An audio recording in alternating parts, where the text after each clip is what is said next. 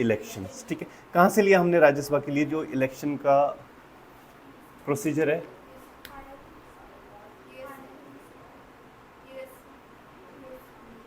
US से। I don't think so. जो nomination होता है मेंबर, 12 मेंबर, वो कहाँ से लिया है?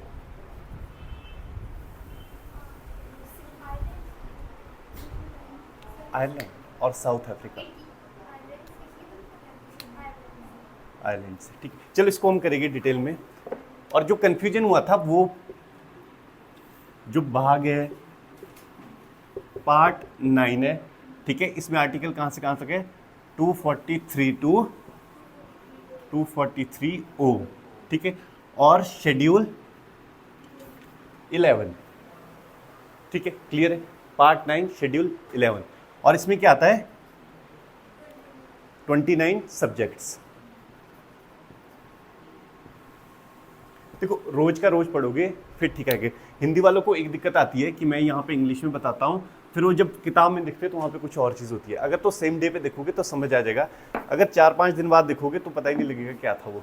तो डेली का डेली करना है आपने। ठीक है, आज हम हिस्ट्री स्टार्ट करेंगे। हमने क्या किया है, 3 दिन पॉलिटी करेंगे और 3 दिन मॉडर्न हिस्ट्री करेंगे। ठीक है, और मॉडर्न हिस्ट्री जो है वो 1857 के बाद जो 1947 तक है, इंडिपेंडेंस तक, यहाँ तक का हिस्ट्री आता है अलाइड सर्विसेज में।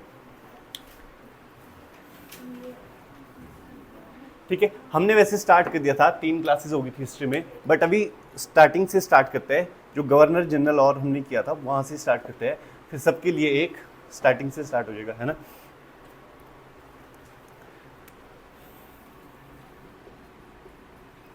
यहाँ पे क्या हुआ था? ठीक है, बैटल स्टार्ट कर दी। 1757 में था बैटल ऑफ प्लासी, प्लासी की लड़ाई। ठीक है, इसके बाद क्या होता है, जो कंट्रोल होता है वो किसके पास आता है? ब्रिटिशर्स के पास आ जाता है। ठीक है, बैटल ऑफ बक्सर। ठीक है, बक्सर का युद्ध यहाँ पे होता है 1764 में। इसके बाद जो इंपॉर्टेंट चेंजेस आते हैं, जो ब्रिटिशर्स होते हैं उनके पास आ जाता है दीवानी। ठीक है, दीवानी राइट्स। दीवानी होता है जो रेवेन्यू कलेक्शन का राइट था, वो किसके पास चला जाता है? ब्रिटिशर्स के पास। कहाँ कहाँ का? बंगाल, उड़ीसा एंड बिहार। ठीक है, जो ये एरिया था ये आता था सारा बंगाल में आता था, जो बाद में प्रोविंस बनाता है बंगाल का, उसके अंडर आता है। जो यहाँ पे जो कलेक्शन का राइट्स होता है, रेवेन्यू कलेक्शन का, वो चला जाता है ब्रिटिशर्स के पास। और जो एडमिनिस्ट्रेशन का राइट्स होता है वो किसके पास होता है? ठीक है, नवाब के बाद। सारा टैक्स वो कलेक्ट कर रहे हैं ब्रिटिशर, जो एडमिनिस्ट्रेशन चलाना पड़ रहा है वो किसको चलाना पड़ रहा है? नवाब को। जैसा ये किस तरह का सिस्टम हो गया, जैसे पंचायत का सिस्टम है, पैसा तो है नहीं बट काम करने की जिम्मेवारी इनको दे दी है। ठीक है, तो इनको किस पे डिपेंडेंट रहना पड़ता था? ब्रिटिशर, जो ब्रिटिश ईस्ट इंडिया कंपनी थी यहाँ पे। ठीक है, ब्रिटिश ईस्ट इंडिया कंपनी, इस पे डिपेंडेंट रहना होता था। ठीक है, अब क्या होता है, अब हम स्टार्ट करेंगे। पहले 3 प्रोविंसेस थी इनकी। ठीक है, बंगाल और कौन सी थी? ठीक है, मद्रास और कलकत्ता, मद्रास और बॉम्बे, 3 प्रोविंसेस थी, अलग अलग चलती थी। तीनों में अलग अलग गवर्नर्स होते थे। ठीक है, कलकत्ता का अपना गवर्नर था, मद्रास का अपना था और बॉम्बे के पास अपना गवर्नर होता था। ठीक है, फिर जब 1772 में एक एक्ट आता है, वहाँ पे जो 1770 का रेगुलेटिंग एक्ट होता है, इसमें क्या कर दिया जाता है, जो गवर्नर जनरल ऑफ बंगाल थे, बंगाल के गवर्नर जनरल को ये राइट दिया जाता है कि आपके पास ज़्यादा पावर होगी, किससे? बॉम्बे और मद्रास से। ठीक है, इन दोनों से ज़्यादा पावर होगी बंगाल, जो बंगाल के गवर्नर जनरल होगी, इनको कहा गया गवर्नर जनरल ऑफ बंगाल। पहले कौन बने थे? Warren Hastings. कब थे? 1772 टू 1784 और 5 4 और 5 था एक्चुअली। इट्स 5 में इनिशियली कुछ टाइम तक रहता है, फिर इनको निकाल दिया जाता है। 1 साल तक कोई भी गवर्नर नहीं रहता है। 86 में बनते हैं कॉर्नवालिस। ठीक है, वॉरेन हेस्टिंग्स।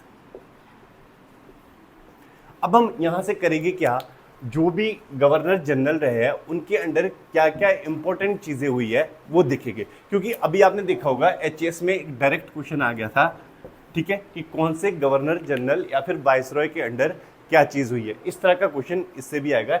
यहाँ से देखो हमारे लिए जो इम्पोर्टेंट है वो है 1857 के बाद, बट अगर यहाँ से डायरेक्ट स्टार्ट करेंगे हम तो चीज़ें समझ नहीं आएगी। तो ठीक है, यहाँ से स्टार्ट करते हैं 1772 से, फिर यहाँ से आगे हम बढ़ेंगे।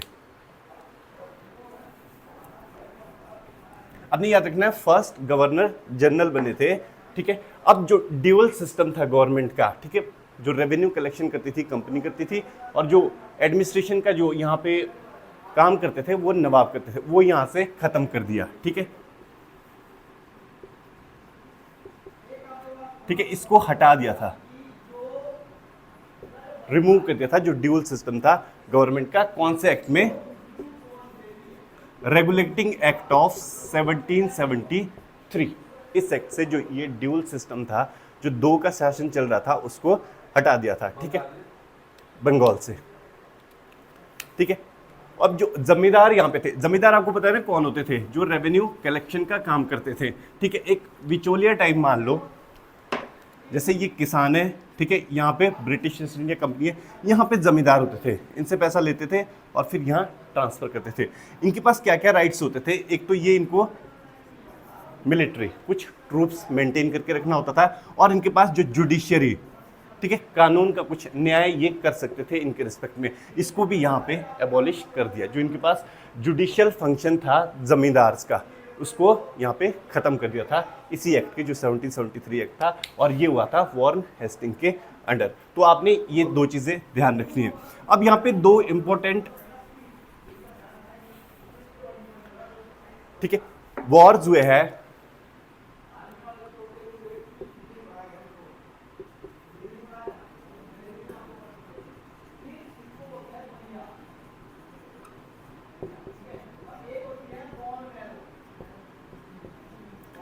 First Anglo Maratha war 1775 to 1782, ठीक है। जब ये खत्म हुआ था तो यहाँ पे एक ट्रीटी साइन हुई थी, संधि साइन हुई थी। कौन सी थी? सलवाई, ठीक है, ट्रीटी ऑफ सालवाई, ये साइन हुई थी जब फर्स्ट एंग्लो मराठा वॉर खत्म हुआ था, ठीक है। एक और वॉर हुआ था, सेकंड एंग्लो मैसूर वॉर,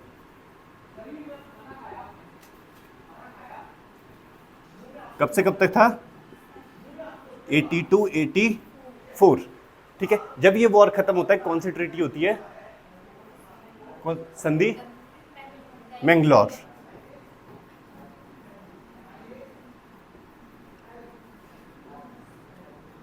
ठीक है, ट्रीटी ऑफ मैंगलोर, बेंगलोर की संधि कब हुई थी? 1782 में, सॉरी 1782 में सलवाई हुई थी, 1784 में मैंगलोर हुई थी, ठीक है। क्लियर है यहाँ तक? अब इन्होंने एक सोसाइटी एस्टैब्लिश की थी जिसको बोलते हैं एशियाटिक सोसाइटी ऑफ कलकत्ता, ठीक है, sorry Bengal, Asiatic Society of Bengal Warren Hasting ने की थी एस्टैब्लिश 1784 में with William Jones, William Jones के साथ, जॉन्स के साथ एशियाटिक सोसाइटी, ठीक है। एशियाटिक मतलब एशिया से जो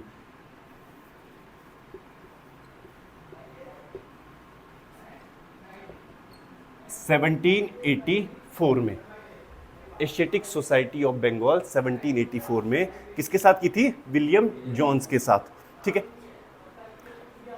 अब फर्स्ट ट्रांसलेशन हुआ था यहाँ पे गीता का, किसने किया था?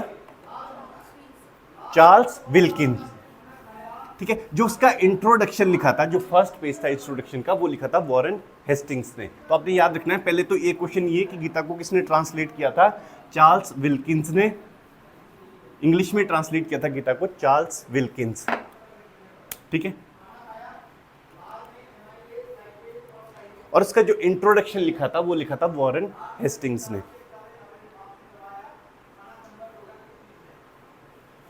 पिट्स इंडिया एक्ट कब पास हुआ था? पिट्स इंडिया एक्ट 1784, वो भी इनके अंडर हुआ था, ठीक है। ये ऐसे पूछा जाएगा टाइमलाइंस की कौन सी चीज कौन से गवर्नर जनरल के अंडर हुई है, तो आपने याद रखिए। अब जैसे ये पिट्स इंडिया एक्ट क्या क्या प्रोविजंस थे, इसको हम अलग से करेंगे, ठीक है। और रोहिला वॉर हुआ था 1774 में,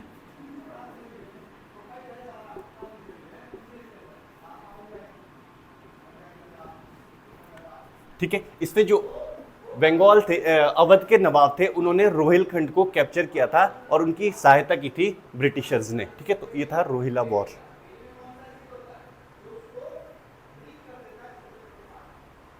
और जब यहां से ये चले गए थे लास्ट में, जब 1785 में इनके अगेंस्ट इम्पीचमेंट मोशन लाया था। ठीक है, तो इनके 7 साल तक इन पे ट्रायल चलता है ब्रिटेन में, फिर बाद में जो इनको एक्वेटेड मतलब बरी किया जाता है, चार्जेस नहीं लगाए जाते, बट 7 साल तक ट्रायल चलता है वॉरेन हेस्टिंग पे। तो आपने याद रखना है कौन से गवर्नर जनरल थे जिनके अगेंस्ट इम्पीचमेंट मोशन लाया था, तो होते वॉरेन हेस्टिंग्स।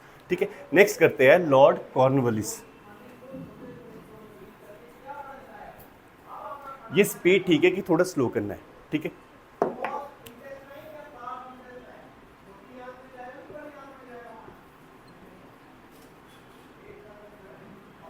कब से कब तक थे?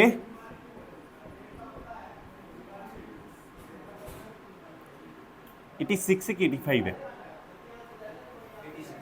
86 में कोई भी गवर्नर नहीं रहता है। ठीक है, एक यहाँ पे जो एक्टिंग गवर्नर बनाए जाते हैं सर जॉन मैकफर्सन। ठीक है, 1 साल तक उन्हें बनाया जाता है, जस्ट एक्टिंग, ऑफिशियल नहीं थे वो। तो 85 में वो हट गए थे, तो 86 से बनते हैं 1793 तक। कोई एक इंपॉर्टेंट चीज जो इनके टाइम पे हुई हो?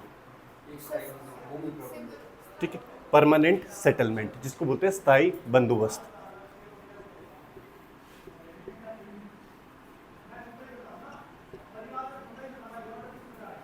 ये चीजें आपको ऐसे टिप्स पे होनी चाहिए कि कौन से गवर्नर जनरल के टाइम पे कौन सी चीज हुई थी। तो परमानेंट सेटलमेंट हुआ था इनके टाइम पे। कब हुआ था ये लागू, कब किया था? 1793। कोई एक प्रोविजन बताओ इसका। 1.2 और 1/11। देखो इसमें क्या होता था, इसको एक बोलते हैं परमानेंट स्थायी बंदोबस्त और दूसरा बोलते हैं जमींदारी सिस्टम। जमींदारी सिस्टम मतलब क्या है? यहाँ पे जमींदार होते थे। ये एक पोस्ट है, एक पर्सन है जो यह अपॉइंट किया गया। इसका काम क्या है? जो किसान है यहाँ पे इस एरिया में, इससे इसने रेवेन्यू कलेक्ट करना है और फिर देना है ब्रिटिश ईस्ट इंडिया कंपनी को। अब इसको दे दिया फ्री हैंड कि आपने जितना भी टैक्स कलेक्ट करना है आप कर सकते हो, बट जितना करोगे उसका 11वां हिस्सा आप रख सकते हो और 10/11 हमें दे देना है। ठीक है, 1/11 ये रखेंगे जमींदार और 10/11 देना है ब्रिटिशर्स को। ये मान लो अगर 111 रुपए लिया,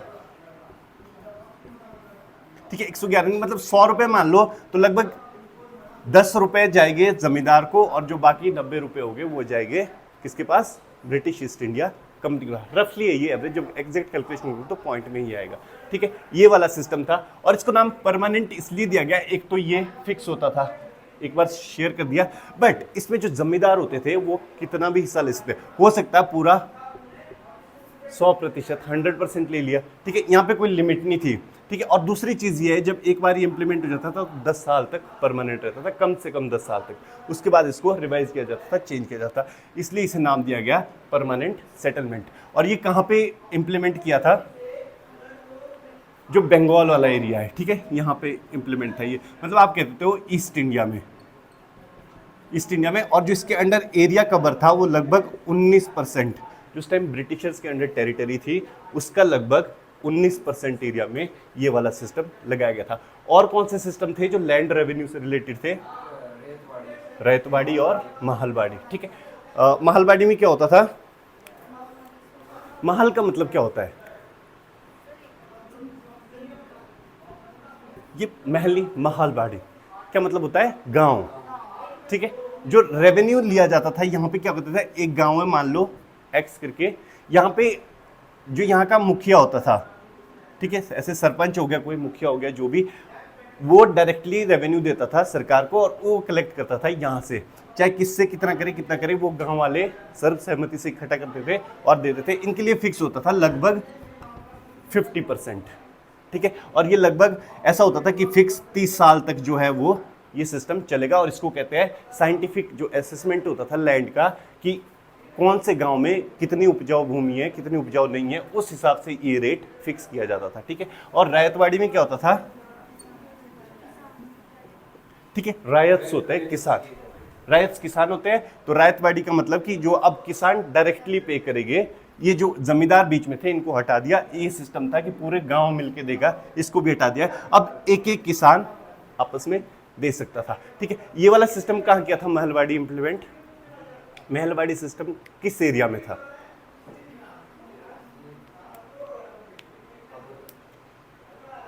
एक पर्टिकुलर सा एरिया बताओ। नॉर्थ वेस्ट में। ठीक है, जो रैयतवाड़ी था वो था मद्रास और बॉम्बे वाले एरिया में। ठीक है, असम भी इसमें इंक्लूडेड आता है। जो ये वाला सिस्टम था महलवाड़ी, होता है नॉर्थ वेस्ट में, जो गंगा वाला एरिया है, प्लेन्स है, और नॉर्थ वेस्ट एरिया है, उसमें आता है ये वाला। ठीक है, तो आपने ये ध्यान रखना है।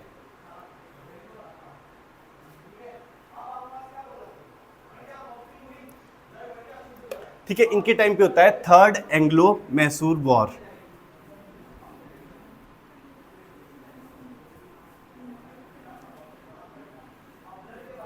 ये चीजें समझ आई तीनों? ठीक है,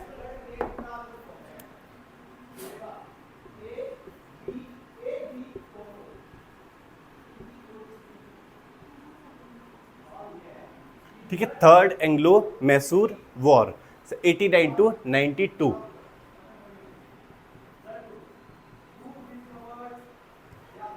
ठीक है, third Anglo Mysore war 1789 to 92। और जब ये खत्म होता है तो यहाँ पे एक ट्रीटी साइन होती है, क्या नाम था? ठीक है, श्रीरंगपट्टनम।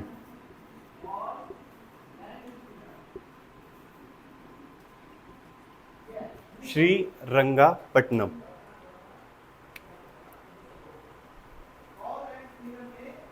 ठीक है, और इन्होंने एक सिस्टम और लाया था, जो डिस्ट्रिक्ट थे उसको थानाज में डिवाइड किया गया, और वहाँ पे जो पुलिस के इंस्पेक्टर थे वो अपॉइंट किए गए, और जो पुलिस इंस्पेक्टर अपॉइंट किए थे उनकी सैलरी को बढ़ा दिया था। इसके पीछे का रीज़न बता सकते हो कि क्यों बढ़ाया था सैलरी?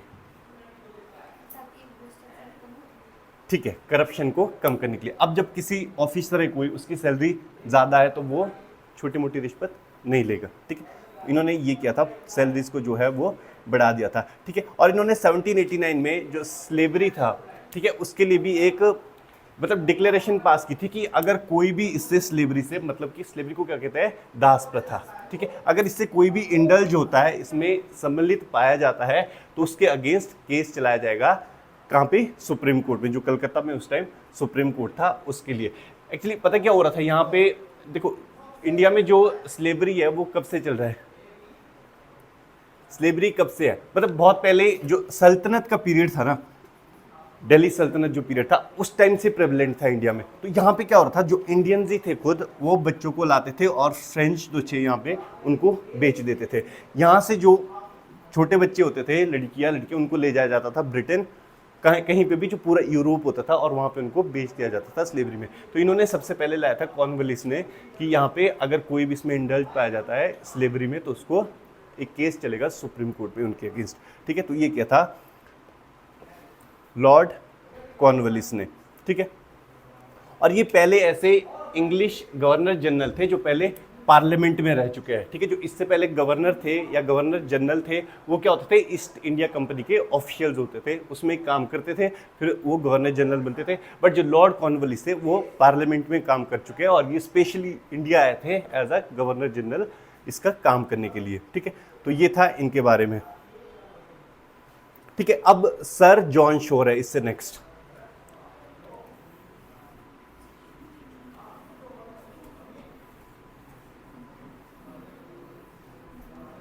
John Shore 93 to 98।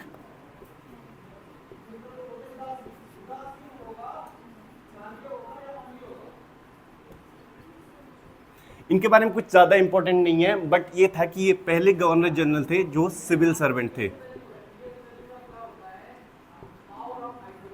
ठीक है, कॉर्नवालिस के बारे में, हाँ जी, ठीक है, वही मैं बता रहा हूँ। जो कॉर्नवालिस थे, उनको कहा जाता है father of Indian civil services.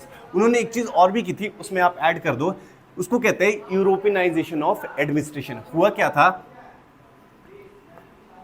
उन्होंने ये कहा था कि जो भी पोस्ट होगी जिसकी सैलरी एक साल में यूरो 500 से ज़्यादा है, उसमें सिर्फ ब्रिटिशर ही काम कर सकते हैं। ठीक है, जो यूरोप 500 से ज़्यादा की कोई भी पोस्ट है जिसकी एक साल में इतनी सैलरी बंडी है यूरोप 500, उसमें सिर्फ ब्रिटिशर ही करके, तो इसको कहते हैं यूरोपीकरण। जो एडमिनिस्ट्रेशन था इंडिया का उसमें सिर्फ अब यूरोपियंस ही आ रहे थे, ठीक है। इन्होंने सिविल सर्विसेज को भी इंट्रोड्यूस किया, ठीक है, और इनको कहा जाता है father of Indian civil services.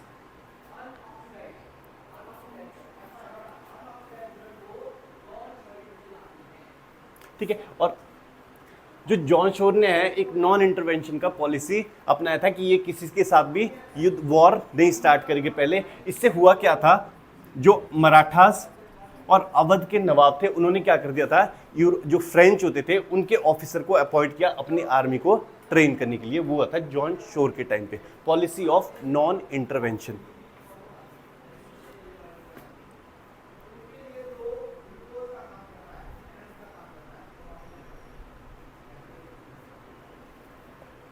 ठीक है, अब है लॉर्ड वेल्सली। वेल्सली का कोई इंपॉर्टेंट चीज है, बोलो। साइक्स संधि, ठीक है। सब्सिडरी अलायंस कब से कब तक थे, 98 टू 1805।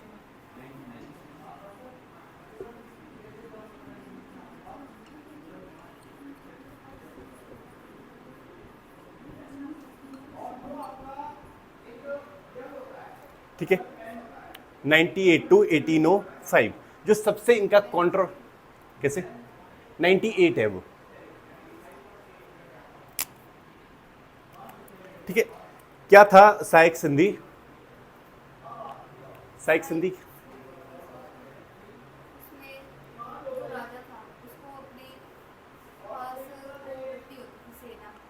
ठीक है, एक प्रोविजन ये था, ओके।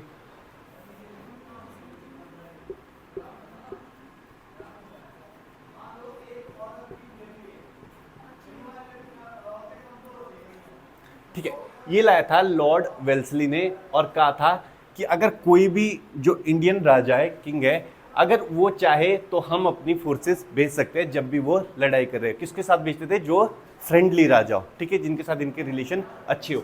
फिर धीरे धीरे क्या होता था कि जो मान लेते ये टेरिटरी है किसी राजा की, ठीक है, राजा का नाम ये है, ये टेरिटरी पूरी है। इसमें क्या प्रोविजन होता था कि आपको जो ब्रिटिश ट्रूप्स हो गए, जो ब्रिटिश सैनिक हो गए, वो रखने पड़ेंगे अपनी टेरिटरी में परमानेंट। जो इनके लिए सारा खर्चा आएगा वो भी कौन देता था, जो किंग होता था, उस टेरिटरी का राजा होता था, ठीक है। अब ये मेंटेन रखता था, और इसमें ये भी एक शर्त थी कि आप किसी भी और टेरिटरी के साथ युद्ध नहीं कर सकते जब तक हम ऑथोराइज ना करें, ठीक है। और ये भी एक शर्त थी कि आप किसी भी जो अदर यूरोपियंस थे, यहाँ पे फ्रेंच थे, पोर्टुगीज थे, डच थे, आप उनसे कोई भी संबंध रिलेशन नहीं रखोगे, ठीक है। अगर किसी को जैसे फ्रेंच को या फिर पोर्टुगीज को अपने कोर्ट में, अपने दरबार में आपने रखना है, तो किसकी परमिशन पहले लगती थी, ब्रिटिशर्स की परमिशन लगती थी। क्या एम था इसके पीछे लाने का, एक तो जो राजा की अपनी आर्मी थी वो पूरी खत्म हो गई, अब इसके पास आर्मी किसकी थी, ब्रिटिशर्स की। मतलब एक चीज तो पक्का होगी कि ये कभी रिवॉल्ट नहीं करेगा, विद्रोह नहीं करेगा, किसके अगेंस्ट, जो ब्रिटिश ईस्ट इंडिया कंपनी है, ठीक है, उसके अगेंस्ट ये विद्रोह कभी नहीं करेगा। दूसरी चीज ये है, मान लेते हैं ये एक जिसने सब्सिडरी अलायंस साइन किया है। सबसे पहला स्टेट कौन सा था जिसने सब्सिडरी अलायंस साइन किया था, हैदराबाद, ठीक है, निजाम ऑफ हैदराबाद, ठीक है। सबसे पहले इन्होंने एक्सेप्ट किया था सब्सिडरी अलायंस को।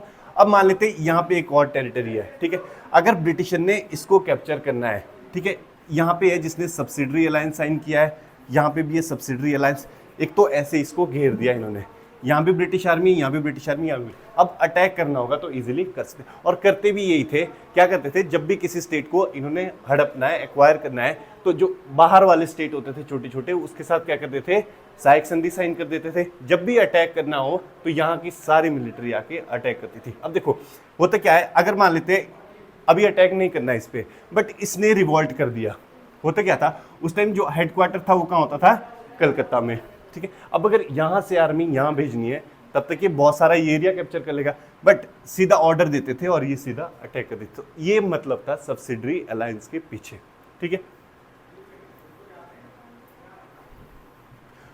और इनके टाइम हुआ था second Anglo Maratha war 1803 to 1805।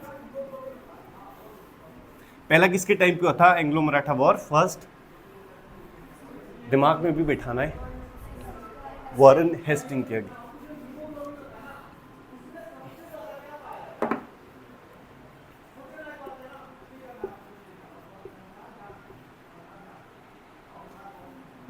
कौन सी संधि साइन हुई थी इसमें खत्म में? बेसिन, ठीक है, बेसिन की संधि, treaty of basin.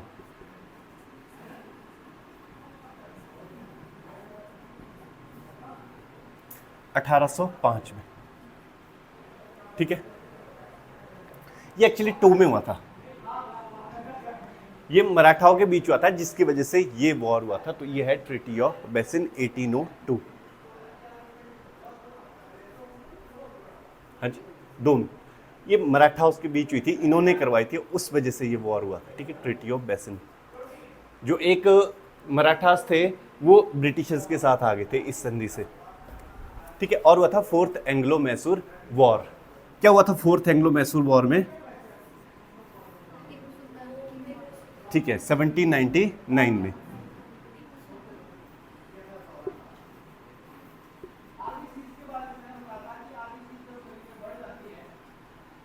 Fourth Anglo Mysore war, ठीक है। और टीपू सुल्तान की डेथ हो जाती है 1799 में, और यहां से जो है वो इसको पूरा कैप्चर करते हैं। और कौन इसमें साथ दे रहा था इनका फोर्थ एंग्लो मैसूर वॉर में? जो ब्रिटिशर्स को हेल्प कर रहा था, मराठा और अवध दोनों ही इसको ब्रिटिशर्स को असिस्ट कर रहे थे मैसूर को कैप्चर करने। देखो यहाँ पे मराठास के साथ वॉर हुआ 1803 और 5 में, ठीक है। इससे पहले ये 79 में मराठास ब्रिटिशर्स के साथ थे।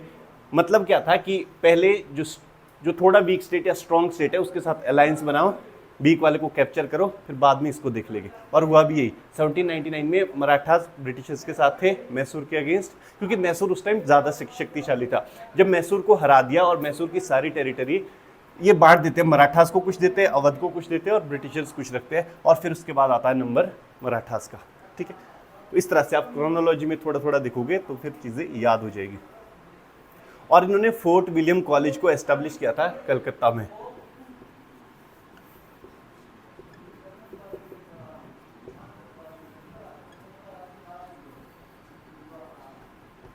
ठीक है, इसको एस्टेब्लिश करने के पीछे एम था, जो ब्रिटिशर्स आते हैं, ब्रिटिशर्स यूथ आते हैं और बाद में सिविल सर्विसेज को ज्वाइन करने हैं, इनका एम था कि जो सिविल सर्वेंट बनेंगे वो इंडियन कल्चर, जो रीति रिवाज इंडिया के हैं उसको समझे। तो इस कॉलेज में वो चीज़ें पढ़ाई जाती थी, fort William college eight Calcutta.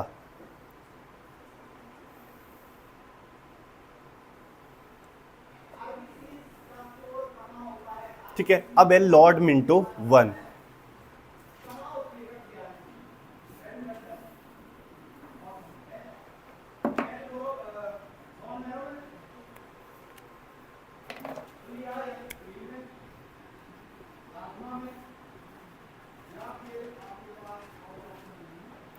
ठीक है, लॉर्ड मिंटो 1, 7 to 13, 1807।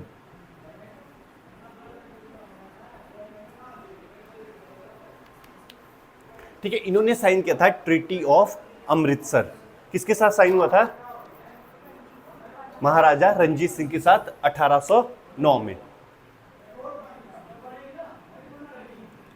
अमृतसर की संधि लिखो आप इसको, ट्रीटी ऑफ अमृतसर।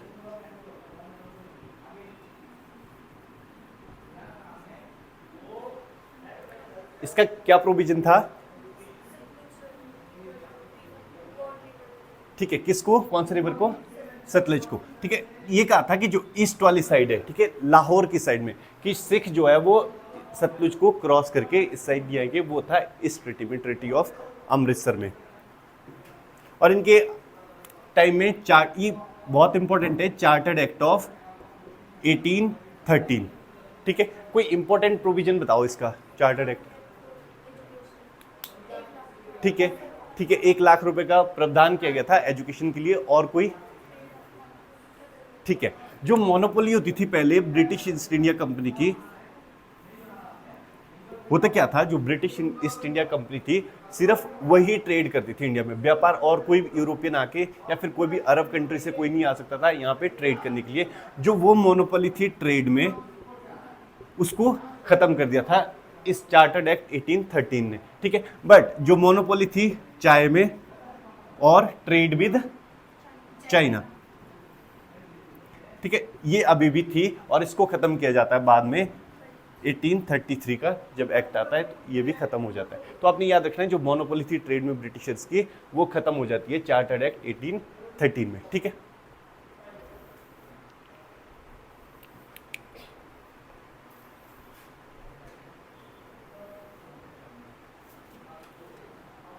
अब हमने किया था पहले लॉर्ड हेस्टिंग्स, अब है लॉर्ड हेस्टिंग।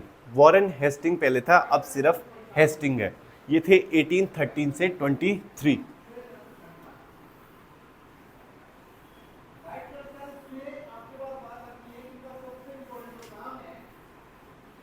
ये थोड़ा बोरिंग लग सकता है बट ये इंपॉर्टेंट है, ठीक है, इसलिए करना जरूरी है।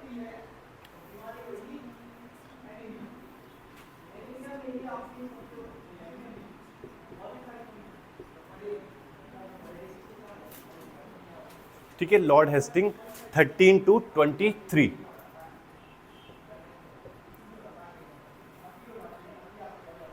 ठीक है, इन्होंने क्या किया था, एंग्लो नेपाल वॉर कब हुआ था? Anglo Nepal 14 to 16।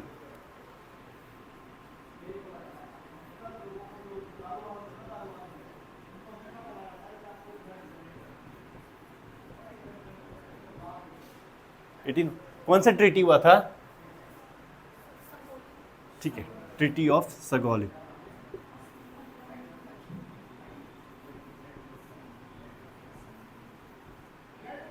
ठीक है, ट्रीटी ऑफ सगौली 1850 नहीं, ठीक है। ट्रीटी ऑफ सगौली, डेट याद रखना क्योंकि के बाद डेट्स आ जाते हैं और अरेंज करने को बोलते हैं कि ट्रीटीज को अरेंज करो। दो तरह के क्वेश्चन बनते हैं ट्रीटी से, एक तो ट्रीटी दे दिया, ठीक है, बेसिन दे दिया, सगौली दे दिया, मैंगलोर दे दिया, ठीक है, और इनको कहा जाएगा कि इनको डेट वाइज अरेंज करो, पहले कौन सी, और एक आएगा कि कौन से वॉर के एंड होने के बाद कौन सी ट्रीटी हुई थी उसको मैच करो, ठीक है। इस तरह क्वेश्चन होते हैं। इसमें क्या प्रोविजन हुआ था, जो गोरखास थे उनसे एक तो सिक्किम, ठीक है, और जो कुमाऊन एरिया है उत्तराखंड का, गढ़वाल एरिया, ये सारे ब्रिटिशर्स ने ले लिया था, ठीक है, और नेपाल को जो है वो काली रिवर से उस साइड को जाने को कह दिया था, ठीक है। और नेपाल में एक ब्रिटिश का रिप्रेजेंटेटिव रहता था, जो उनकी गवर्नमेंट थी, वहाँ पे ब्रिटिश का कोई भी वो एक्शन ले रहे हैं वो बताता था ब्रिटिश ईस्ट इंडिया कंपनी को। ये हुआ था इस ट्रीटी के अंडर, ठीक है। और इनके टाइम पे हुआ था एंग्लो मराठा वॉर, ठीक है। कौन सा? ये है थर्ड और लास्ट एंग्लो मराठा वॉर है, 17 to 18।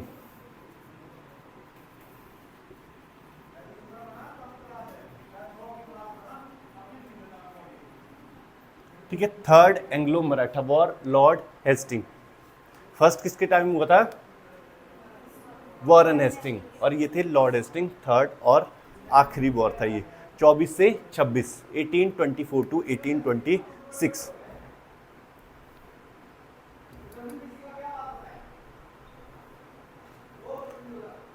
ठीक है, और जो पिंडारीज होते थे उनको भी इन्होंने सप्रेस किया था, ठीक है। जो पिंडारीज होते थे वो कौन होते थे? पहले ये मराठा की आर्मी में काम करते थे, जब अब मराठा का साम्राज्य खत्म कर दिया तो ये पिंडारी अनएम्प्लॉयड हो गए थे, ठीक है। अब ये क्या करते थे, जंगल में जाके रहते थे, जब लूट वगैरह करनी होती थी, पैसा वैसा चाहिए होता था तो आते थे, लूट करके वापस चले जाते थे। तो इन्होंने इनको मतलब खत्म कर दिया था ऑलमोस्ट, ठीक है, सप्रेशन ऑफ पिंडारीज। नेक्स्ट है लॉर्ड एमरहेस्ट, 23 to 28, लॉर्ड एमरहेस्ट। कोई इंपॉर्टेंट चीज एमरहेस्ट के टाइम का?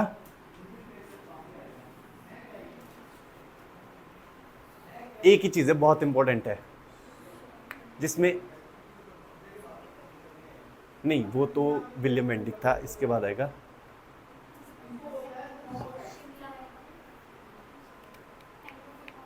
Yes, Anglo Burmese war.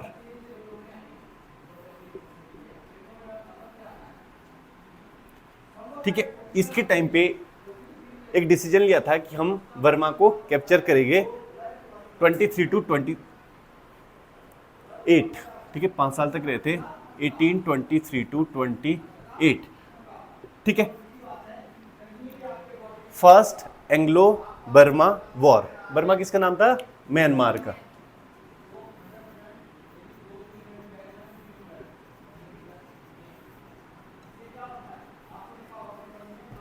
इसको कहा जाता है the longest war of British East India company का उस टाइम था, ये लॉन्गेस्ट एंड मोस्ट एक्सपेंसिव, ठीक है।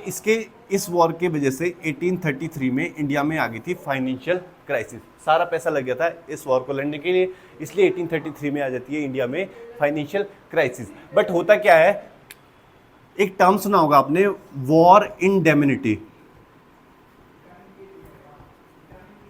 मतलब कि जो भी युद्ध में जितना भी खर्चा हुआ है वो अब किससे वसूला गया था? म्यांमार से। इसको बोलते हैं वॉर इंडेमनिटी, जो भी क्षति हुआ है युद्ध में उसको लिया जाएगा म्यांमार से, ठीक है। तो इसके लिए क्या किया था? म्यांमार ने असम, मणिपुर और जो रखाइन स्टेट्स है म्यांमार का, ये दे दिया था ब्रिटिशर्स को, ठीक है, ताकि यहाँ पे ये रेवेन्यू कलेक्ट कर सके और जो ये खर्चा हुआ इसको पूरा कर सके।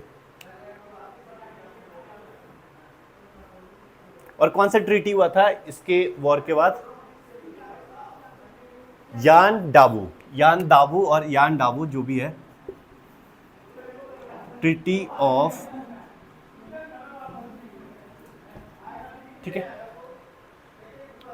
यान दाबू या यान दाबो जो भी है, YANDABO, यान दाबू 1826 में साइन हुआ था ये वाला ट्रीटी, जो संधि हुआ था,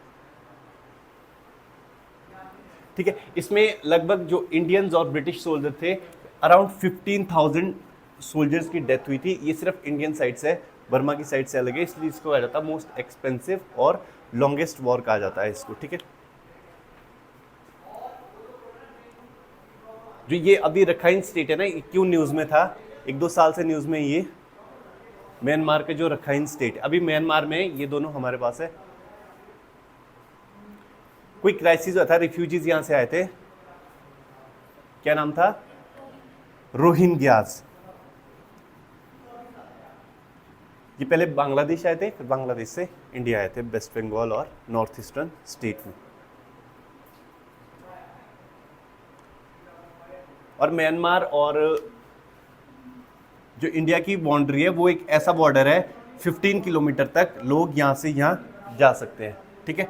मान लेते यहाँ बॉर्डर है तो यहाँ से 15 किलोमीटर और यहाँ से 15 किलोमीटर जा रहे हैं, बट सेंट्रल गवर्नमेंट अब कर रही है कि इसको फिक्स किया जाए। कुछ टाइम में बिल आ जाएगा जो ये बॉर्डर जो है वो बंद कर दिया जाएगा, फेंसिंग यहाँ पे हो जाएगी।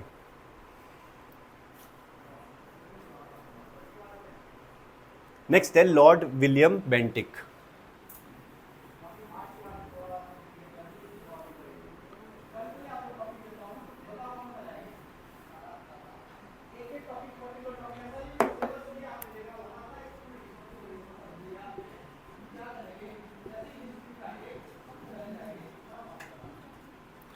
लॉर्ड विलियम बेंटिक के टाइम भी क्या हुआ था?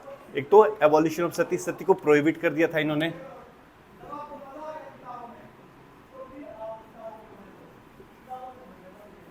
ठीक है। कब हुआ था ये? 1829 में। इसके लिए कौन मतलब ऐसे कोशिश कर रहा था बहुत पहले से ताकि इस एक्ट को पास किया जाए?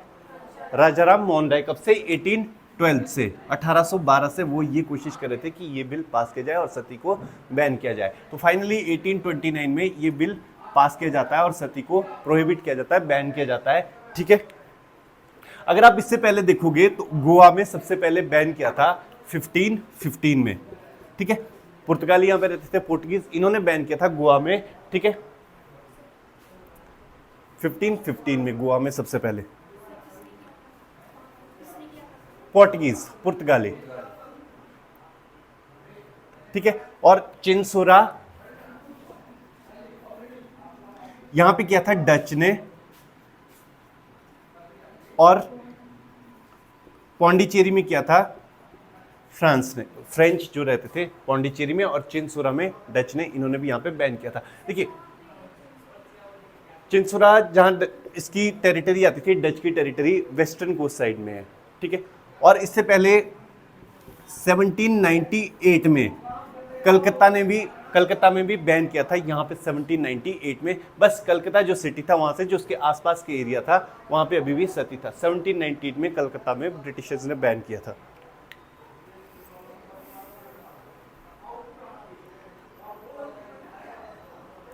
ठीक है, अब है चार्ल्स मेटकाल्फ। मेटकाल्फ को किस चीज के लिए जाना जाता है? Liberator of Indian press. जो प्रेस पे रिस्ट्रिक्शंस थी वो 35 में जब चार्ल्स मेटकाल्फ बनते हैं तो जो सारी रिस्ट्रिक्शंस थी प्रेस पे उसको वो हटा देते हैं।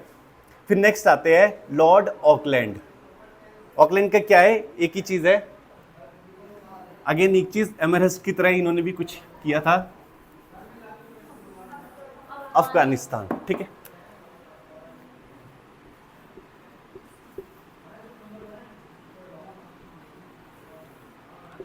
ठीक है, एंग्लो अफगान वॉर या फर्स्ट अफगान वॉर लिखो इसको जस्ट। 1838 टू 42 तक चला था ये।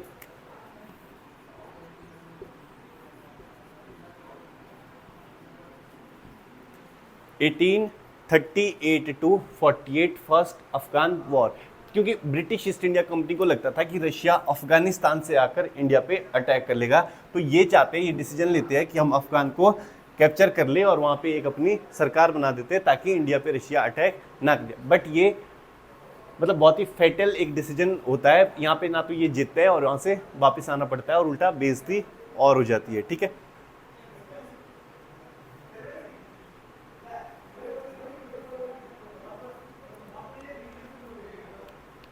एलन ब्रोग आते इसके बाद। ठीक है, इन्होंने जो एक एक्ट पास किया था वो था इंडियन स्लेवरी एक्ट ऑफ 1843।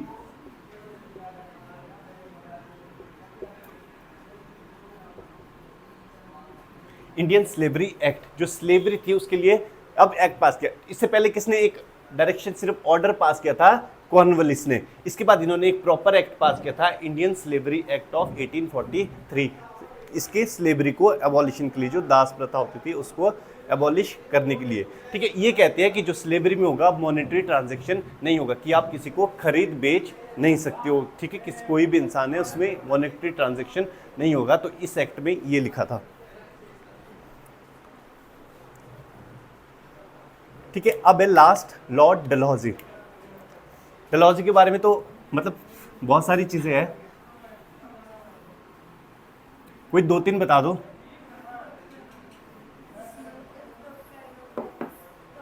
ठीक है, डॉक्ट्रिन ऑफ लेफ्ट और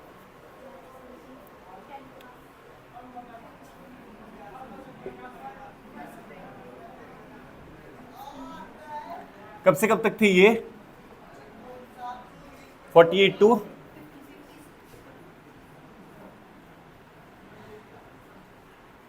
ठीक है, सबसे पहले बात करते हैं इनकी इंडियन रेलवे। भारतीय रेल कब स्टार्ट किया था? ठीक है, 53 में। फिर था टेलीग्राफ लाइन, ये कहां से कहां तक था? पहला बॉम्बे टू थाने। सेकंड था टेलीग्राफ लाइन,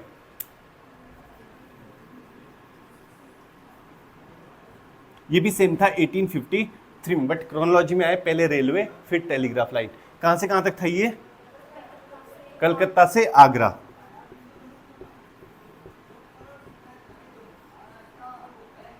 ठीक है, telegraph line 1853 from Calcutta to Agra.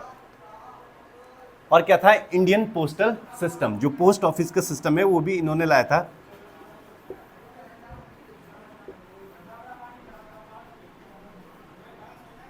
Indian postal system, ये था 1854।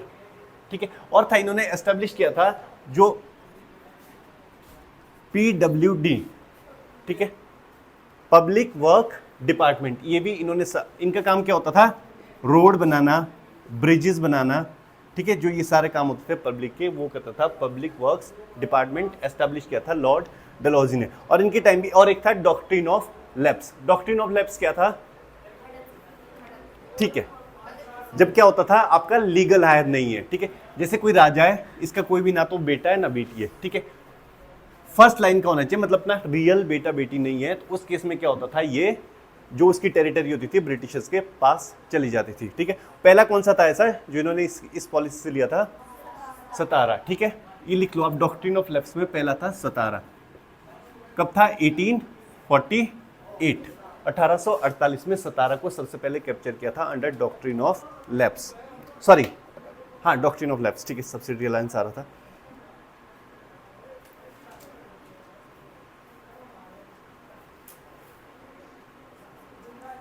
ठीक है, और सेकंड एंग्लो बर्मीज वॉर इनके टाइम पे हुआ था, और सेकंड एंग्लो सिख वॉर, जो सेकंड बर्मा के साथ वॉर हुआ है, और इसके रिगार्डिंग क्वेश्चन भी आया था एचएस में, वो आया था third Anglo Burmese war.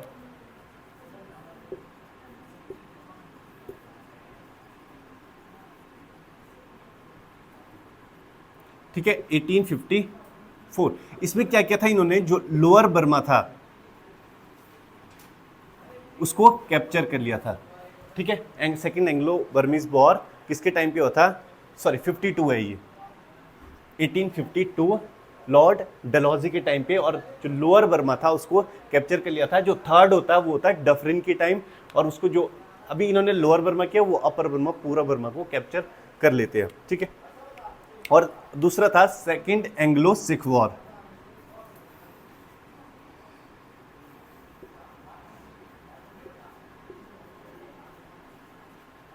Second Anglo Sikh war ये होता 48-49, 1848 1840 49। ठीक है, और इनके टाइम पे 1854 में एक एक्ट पास हुआ था जिसको बोलते हैं बूट्स डिस्पैच एक्ट। किससे रिलेटेड था बूट्स डिस्पैच? ठीक है, एजुकेशन से रिलेटेड था बूट्स डिस्पैच एक्ट, और इसको क्या बोलते हैं? और Magna carta of British education in India, जो ब्रिटिश की एजुकेशन थी उसका मैग्ना कार्टा कहा जाता है इसको इंडिया में।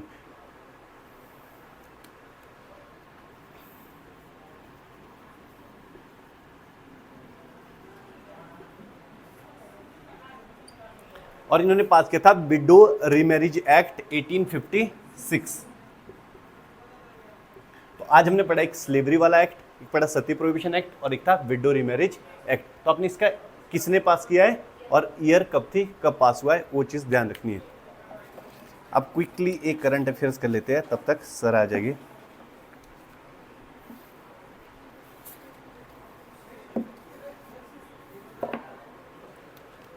पहले करते हैं जो चीज़ न्यूज़ में, ये लिख लिया सबने, क्लियर है? कोई कंफ्यूजन?